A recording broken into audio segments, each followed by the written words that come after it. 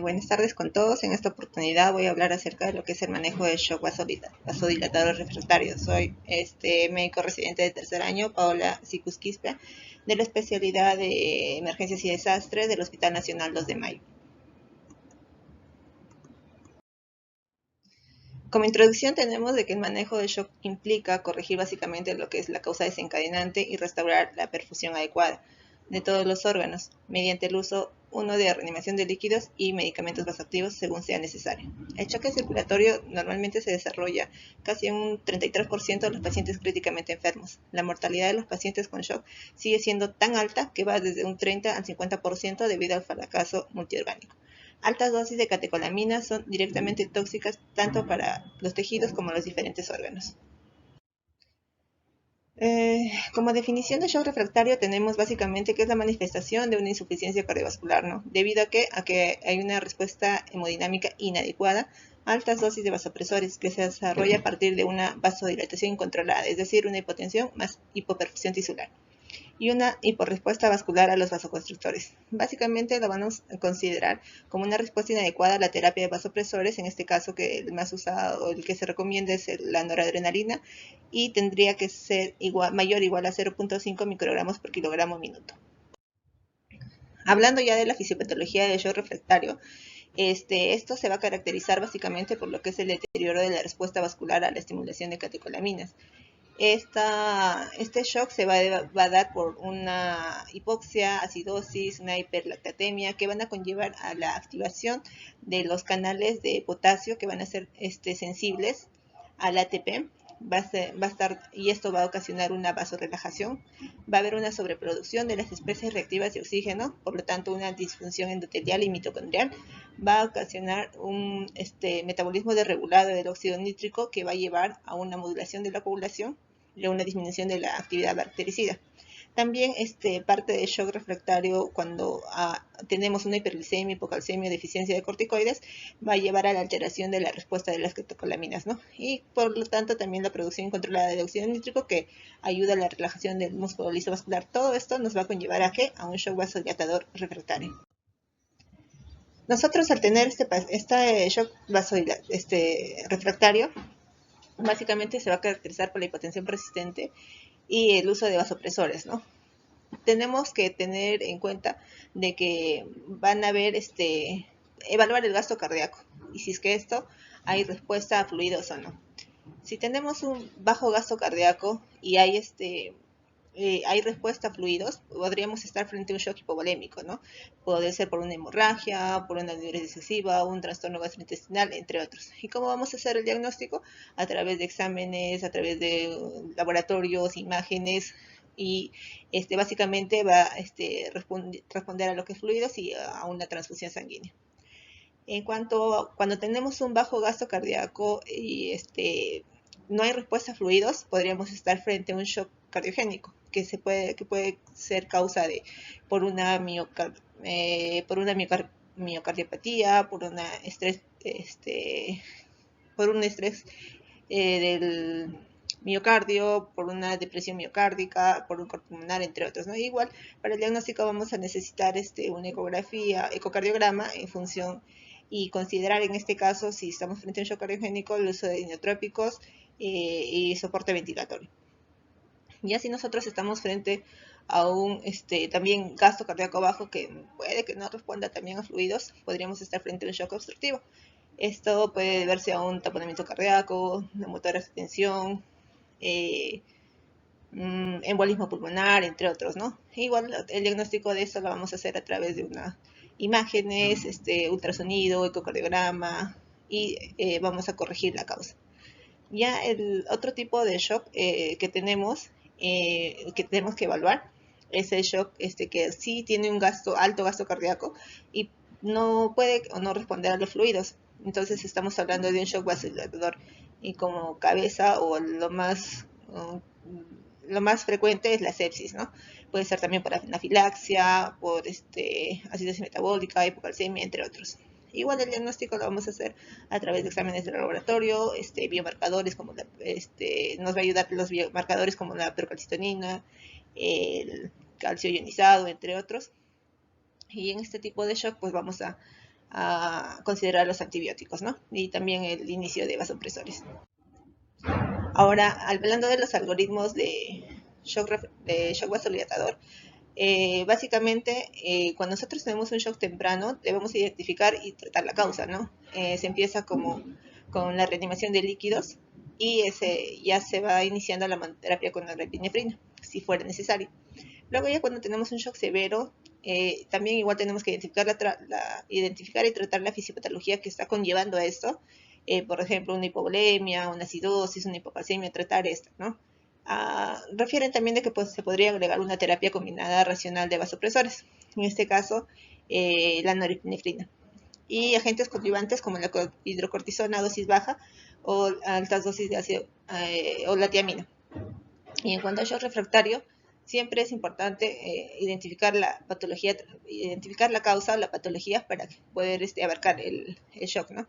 Iniciar las terapias. Hay algunos que mencionan unas terapias de rescates como la sudemetilena y hidroxacalamina, pero eso todavía no está recomendado, solo le menciono. En cuanto a la terapia con vasopresores, se sabe que estas las vamos a utilizar cuando no se puede establecer o no se puede mantener una presión arterial media mayor a 65 con otras medidas, entonces por lo cual vamos a utilizar los vasopresores. Debido a que la hipotensión persistente o no tratada es un factor muy importante ¿para qué? Para una disfunción orgánica. Por lo tanto, la terapia de shock refractario se va a basar en restaurar y mantener una adecuada presión arterial media, ¿no? Se ha visto que a pesar de múltiples ensayos controlados, aleatorizados, ningún vasopresor ha demostrado ser de manera concluyente ser superior a otros tratamientos en cuanto al shock vasodilatador como la noradrenalina, ¿no? Pero es el que más se ha utilizado y se relaciona con esto. Acá tenemos un par de ensayos. Tenemos el ensayo de Evans, que habla sobre la infusión de vasopresina versus norepinefrina en pacientes con shock séptico. Este es un ensayo multicéntrico aleatorizado doble ciego de 778 pacientes con shock séptico que va desde julio del 2001 hasta abril del 2006. En este tipo de ensayos, en este ensayo compararon a un grupo de pacientes de 396 personas que les administraron vasopresina y el otro de 382 pacientes norepinefrina, ¿no? Básicamente en este ensayo hicieron la adición de vasopresina o norepinefrina adicional al paciente que tenía ya shock séptico y que requerían al menos 5 microgramos por minuto de norepinefrina. ¿Cuál fue el resultado primario de este ensayo? Básicamente medir la mortalidad a los 28 días, ¿no? En este ensayo utilizaron la vasopresina con una dosis de 0.1 unidades por minuto a 0.3 y la norepinefrina de 5 que iba hasta 15 microgramos por minuto. Y que dieron como resultado de que no hubo mayor diferencia significativa estadísticamente tanto en la mortalidad, tanto con vasopresina como noradrenalina, ¿no? Y tampoco hubo efectos de diferencia significativa en cuanto a los efectos adversos. Tenemos otro ensayo que habla sobre la vasopresina temprana frente a la noradrenalina en pacientes con insuficiencia renal en shock séptico. Este es el ensayo de Vanish, que es un ensayo multicéntrico doble ciego aleatorizado de 408 pacientes con shock séptico que fue desde febrero del 2013 hasta mayo del 2015. Este ensayo fue asignado a pacientes que recibieron tratamiento con vasopresina, hidrocortisona, vasopresina más un placebo, y noradrenalina más hidrocortisona o noradrenalina más placebo. ¿Qué se quería probar en este ensayo, ¿no? Ver si el uso temprano de vasopresina titulado en este ensayo, fue hasta el 0.6 unidades por microgramo por minuto, había mejoría en los resultados renales en comparación con la norepinefrina. ¿Y cuál fue el resultado? ¿O en qué concluyeron? En que el uso temprano de la vasopresina en comparación con la norepinefrina no mejoró el número de días sin insuficiencia renal. Además, no se encontró diferencia significativa en la mortalidad o efectos adversos que implican que se puede utilizar dosis mucho más altas de vasopresina, ¿no? Dentro de las terapias de rescate para shock refractario se habla mucho de la hidrocortisona, cloruro de calcio, bicarbonato, azul de metileno, ácido ascórbico. Hay algunos que todavía no están comprobados, pero vamos a ir desglosando poco a poco. La terapia con glucocorticoides Básicamente, como saben, es muy controversial esta terapia porque como sabemos, los receptores de glucocorticoides aumentan la capacidad de respuesta alfa-adrenérgica vascular y reducen la vasodilatación mediada por inflamación. Entonces, los pacientes con shock pueden desarrollar esta insuficiencia suprarrenal relativa o funcional que podría contribuir a la vasodilatación refractaria. Los ensayos clínicos que han hablado acerca de la suplementación de corticoides han demostrado que se podría utilizar una dosis de hidrocortisona entre 200 miligramos por minuto, ¿no? Y acá lo vamos a detallar con algunos ensayos, como el Corticus. El Corticus hablan acerca del tratamiento con hidrocortisona para los pacientes con shock séptico. Este es un ensayo multicéntrico, doble ciego, que abarcó 499 pacientes con shock séptico, pacientes mayores de 18 años. Utilizaron 50 microgramos de hidrocortisona versus un placebo cada 6 horas durante 5 días. La dosis fue titulándose a medida de los días. ¿Cuál fue el resultado primario en este ensayo del Corticus? Básicamente, valorar la muerte a los 28 días para los pacientes sin respuesta a una terapia de estimulación con corticotropina. ¿Y cuál fue el resultado? No se encontró diferencia significativa en la mortalidad tanto de los grupos que usaron la hidrocortisona como el placebo, ¿no? Hubo una diferencia entre 39.2 y 36.1. No hay mucha diferencia significativa. En cuanto, y además también refieren que el shock se revirtió rápidamente en el grupo de hidrocortisona, pero estaba más asociado a lo que era episodios de nuevas infecciones. Tenemos también el otro ensayo que es el APPROACH, habla de la hidrocortisona más fluhidrocortisona para adultos con shock séptico. Este es un ensayo aleatorizado también que se realizó en 1.241 pacientes con shock. Aquí utilizaron la hidrocortisona más la fluhidrocortisona en comparación con el placebo. ¿Cuál fue su resultado primario? También medir la mortalidad a los 90 días. Y tampoco se encontró diferencia significativa en ambos, ¿no? Hablan también del estudio del Adrenal, que mencionan, utilizaron la hidrocortisona con un placebo, pero tampoco hay mucha diferencia significativa. Es por lo tanto que el uso de glucocorticoides en shock refractario es bastante controversial, ¿no? En cuanto a la corrección de la acidemia, que también es parte del manejo del shock, se sabe que la acidosis metabólica es un factor importante que contribuye a la hiporreactividad vascular a los vasopresores de catecolaminas, es decir, la hipoperfusión tisular más una disfunción mitocondrial va a contribuir a una acidosis láctica y por lo tanto una acidemia sistémica. Que conducen al empeoramiento de la perfusión tisular y por lo tanto va a desencadenar todo un círculo vicioso de disfunción orgánica, ¿no? Por lo tanto, la administración de bicarbonato de sodio puede producir efectos nocivos como acidosis intracelular, acidosis respiratoria o hipocalcemia. Así es que también habría que tener bastante cuidado cuando se administra esto.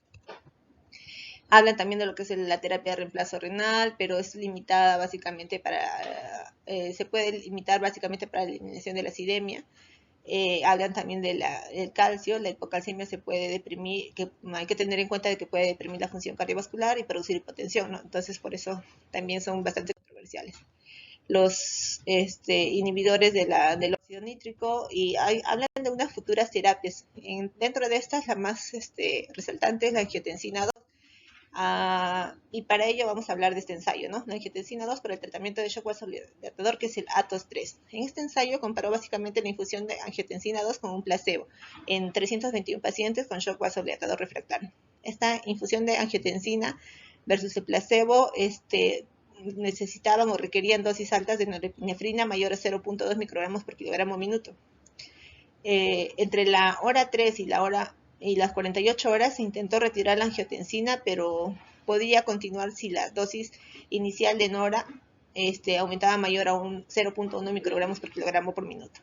Una vez que se suspende el fármaco, esto no se podía continuar por más de 7 días.